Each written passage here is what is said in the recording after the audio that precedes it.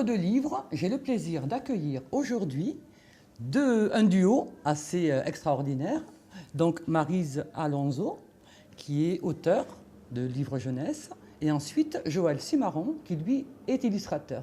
Donc bonsoir à tous les deux et merci d'être là, vraiment bonsoir. Merci. Alors je suis ravie de vous recevoir parce que vous avez déjà plusieurs casquettes. Non seulement vous êtes auteur, illustrateur, graphiste également, mais vous avez également créé une maison d'édition qui se nomme Caribe & Scylla. Hein. Donc j'aimerais savoir d'abord d'où vient cette idée et comment vous avez créé cette maison d'édition, parce que ce n'est pas une aventure classique quand même. On ne s'est pas levé un matin en disant tiens, on va faire une maison d'édition. Voilà, on a des parcours respectifs. Lui vient de l'illustration, il en parlera. Moi, je viens de la librairie. Et un jour, on a eu ensemble, on se connaissait bien sûr avant, on a eu une idée de collection qui n'existait pas, comme je connais bien le secteur jeunesse, qui n'existait pas au secteur jeunesse. Et une collection donc, qui propose de mélanger des contes classiques avec des contes du monde. Alors ça paraît un peu fou cette idée, mais voilà, on s'est lancé sur un premier livre dont le titre est Barbe Bleue et Compé-Lapin. Et voilà, cette idée a fonctionné et la sauce a pris autour de cette première collection. Et puis il va peut-être vous expliquer Caribe & Scylla. Oui, alors en fait c'est Caribe & Scylla, ouais. Donc c'est comme les deux monstres de la mythologie grecque, ouais. Hein, vous voyez, donc il y a Caribe d'un côté et Scylla, donc c'est une épopée, c'est une aventure, hein, l'aventure d'Ulysse, et c'est ce qu'on propose aux enfants en fait. Alors quand on a effectivement créé cette société, enfin cette maison d'édition, on a eu envie de faire un parcours assez inédit, de proposer ce parcours-là aux enfants, donc d'aller voir des monstres, hein, des monstres sacrés. Et c'est pour ça qu'au départ, le titre de la collection, c'était « Le théâtre des monstres ». Donc en fait, l'idée que j'avais suggérée à Maryse, c'était de mêler en fait 3 contes qui sont très, très connus. Barbe Bleue, qu'on connaît bien, de Perrault. Le Compé-Lapin des Antilles, en fait, c'est un personnage très récurrent dans la culture créole. Et en fait, il y avait aussi un autre conte qui est très connu donc en Guyane, c'est Anansi et la mort. Donc je lui ai proposé en fait de faire une espèce de théâtre où joueraient 2 personnages qu'on connaît assez bien, comme Barbe Bleue qui jouerait le rôle de la mort, et le lapin, donc Compé-Lapin des Antilles, qui jouerait le rôle d'Anansi. Donc c'est un conte qui a été écrit par donc Maryse pour réunir 3 contes. Donc c'était ça l'idée de départ. Et elle a très bien réussi l'exercice et a ensuite proposé un autre titre dont elle va parler, puisque c'est un titre pour elle qui a beaucoup de sens, donc La Belle et Ganesh. La Belle et Ganesh, voilà, qui est notre titre porte-bonheur, quelque part dans cette maison d'édition, qui est arrivé. Alors au début, on devait en faire qu'un, parce qu'on s'était dit on n'a pas beaucoup d'argent, hein, c'est une maison d'édition, ça coûte cher, les livres jeunesse sont les livres les plus chers à réaliser, et finalement les moins chers après à l'achat, puisque ce sont quand même des livres avec très peu de pages.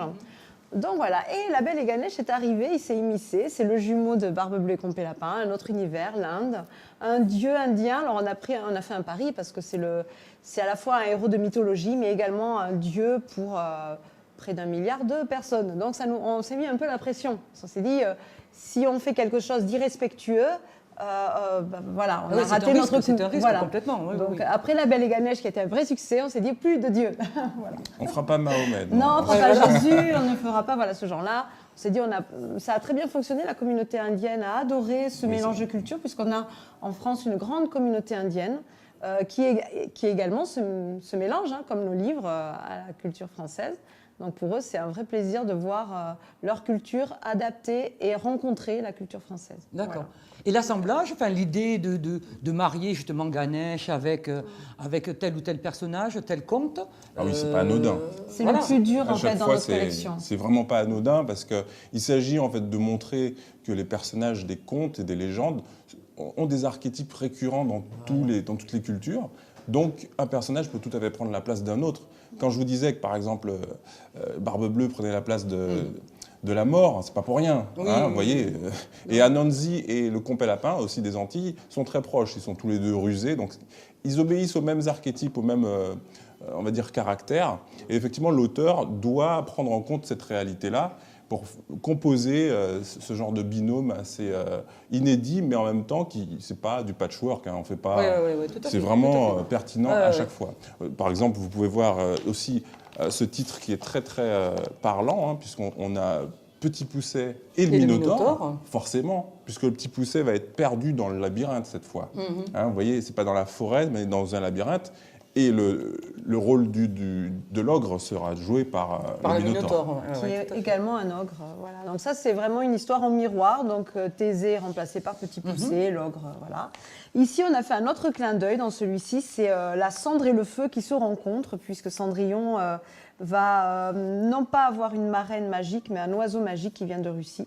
Dans celui-ci, voilà, on a des petits clins d'œil. Pour le Brésil, qui est des personnages le moins connus chez nous, très connu là-bas au Brésil. Saci Pererê, c'est un sorcier. Alors là, on retrouve la gourmandise parce que c'est un sorcier très gourmand. Et on a fait un petit peu un conte inversé puisque cette fois-ci, c'est les enfants qui vont essayer de piéger le sorcier. Voilà. On essaye de faire des clins d'œil. Oui, qui sont très réussis d'ailleurs, puisque la collection fonctionne très bien.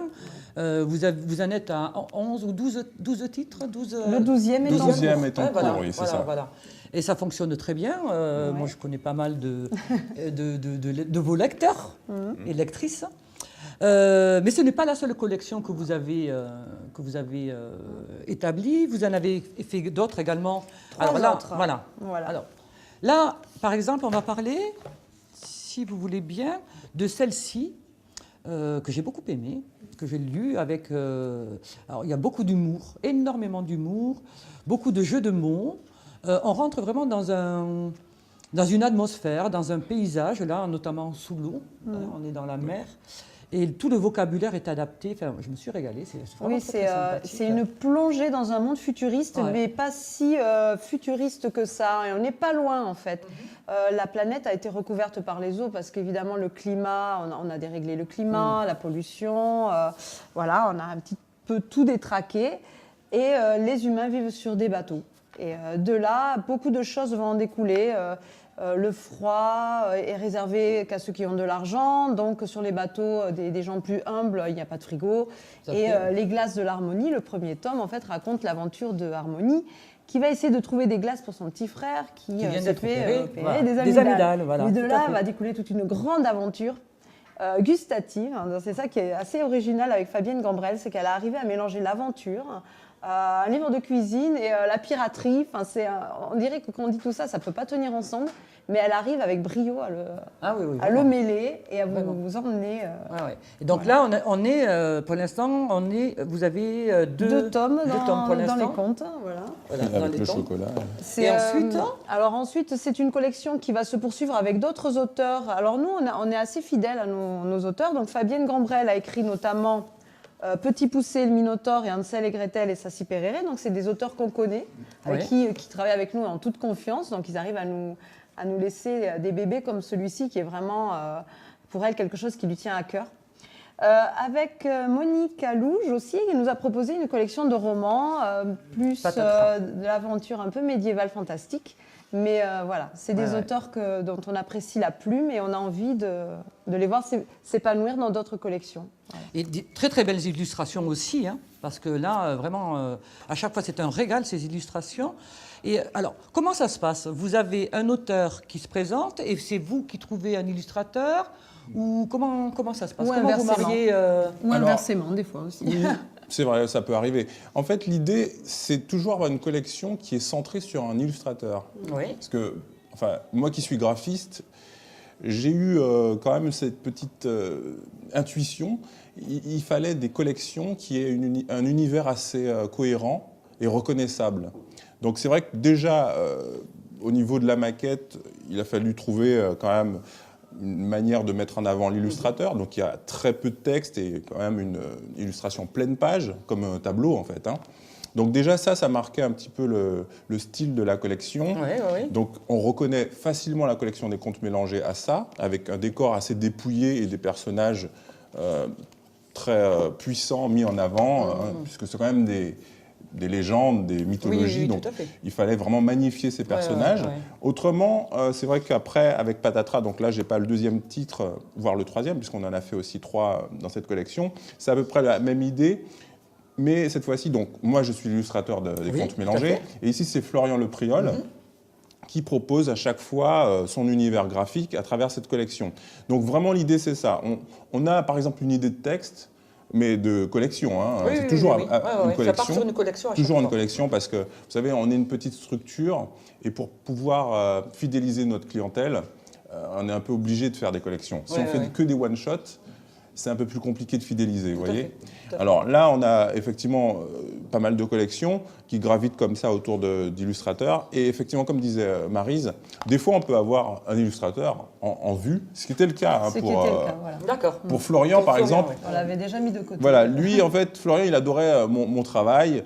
Et ça faisait un moment qu'il nous suivait sur Internet. Et on s'était dit, ça serait pas mal de lui trouver une collection, quoi. Et on a effectivement reçu le texte de Monique. Toute une collection de textes autour d'un personnage unique. Voilà. C'est assez rare de recevoir tout dans... Oui, alors là, c'était tout... Voilà. Ouais, c'était vraiment arrivé En fait, elle comme l'avait ça. déjà préparé bien en amont et elle vous elle a repéré, cherchait. elle cherchait, d'accord. C'était un texte, elle avait déjà vraiment fait, je sais pas combien cinq d'épisodes, textes, donc c'est pas mal. Donc c'était pas mal et on n'a pas fait grand-chose en fait avec cette collection. On les a réunis, voilà. Parce qu'il était vraiment très bien. Florian est breton, il avait une vingtaine d'années quand il a commencé la collection, Voilà. parce que là, ça fait déjà 4 ans. Et, je crois qu'il a 24 ans seulement. Ouais. Je sais pas, j'ai du mal à savoir. Et donc elle, c'est une retraitée qui a donc écrit toute cette collection pour son petit-fils. Donc vraiment 2 univers très différents parce que voilà, il y a eu des choses assez cocasses, hein, puisqu'il y a un titre qui s'appelle Le Ruisseau de chocolat, Patatras et le ruisseau. Et lui, quand il a peint un ruisseau, il a peint un fleuve, quoi. Bon, parce que c'est un breton. C'est un breton. Et un gourmand, voilà, parce que c'est il n'a pas vu le ruisseau de la même manière. Il nous a pas fait le Kouign-Amann, heureusement. Il aurait pu. Voilà, il y a eu des rencontres assez rigolotes. Voilà. Et justement, parce que vous avez une idée de l'illustration, l'histoire doit s'adapter aussi, ou alors ça peut être dans l'autre sens. Non, par contre... Non, c'est toujours le texte est toujours béton, hein, il faut que le texte soit béton. Voilà. C'est vrai que dans cette collection-là, c'est un peu particulier puisque... Oui, là, c'est toi. Des reprises. Je dirige la collection, donc effectivement, je mets mon nez un peu dans le texte. Voilà. Mais pour les autres collections que je dirige seulement graphiquement, c'est vrai qu'on préfère avoir des textes béton et ensuite l'illustrateur se plie au texte. Quoique Florian a quand même... pas dans celui-là, hein. Dans un des titres de Patatras, il a eu une liberté. Et bon, c'est une anecdote, hein. Monique n'était pas forcément d'accord, mais au final, elle a accepté parce que c'était tellement bien fait. Il avait fait une telle illustration qu'elle a accepté. Mais voilà, en général, on essaie quand même de partir de textes assez bien écrits. D'accord. Et donc, dernière collection. Odysseus. Donc là, nous sommes partis sur les légendes. Voilà, les légendes, sans mélange avec d'autres cultures, mais vraiment plutôt, on prend des légendes très anciennes, limite oubliées, comme celle de Saint-Georges, San Jordi, et on les réactualise avec une écriture contemporaine et des illustrations contemporaines. Voilà. Donc là, évidemment, quand on passe... Après, ma grande référence pour écrire ce livre-là, puisqu'il y a des dragons, c'était Game of Thrones. Donc on passe après Game of Thrones et qu'on écrit San Jordi, on peut pas... Voilà, moi je me suis influencée. Je me suis influencée, voilà, j'ai vu le dragon voler au-dessus de moi. Enfin voilà, je le sentais, hein, son souffle était là, quoi. Ah, c'est magnifique. En tout cas, les illustrations, l'histoire. Marine Gosselin pour les illustrations. Et là, vous en êtes quand même, il faut le signaler, vous êtes bientôt à votre 10e anniversaire. Oui, voilà, 10 ans. Oui, donc, bientôt, 10 ans pour une maison d'édition, c'est important. Ouais. Cela montre également que vous avez un public qui vous suit. Mais complètement, Et très soutenu, alors, par contre, vos collections, on peut les trouver où? Est-ce qu'on peut les trouver dans toutes les librairies? Je laisse la libraire en parler, mais vous verrez, on est accessible. Hein. Voilà, on est disponible chez tous les libraires puisqu'on est référencé sur leur base de données. Ensuite, après, chaque libraire fait toujours son assortiment. Hein, oui, bien sûr. Voilà, le lecteur peut tout à fait commander en librairie ou sur notre site internet. Voilà, 2 options. D'accord, très bien. Nous afficherons votre site internet au bas de l'émission, dans le générique. Super. À bientôt. À bientôt.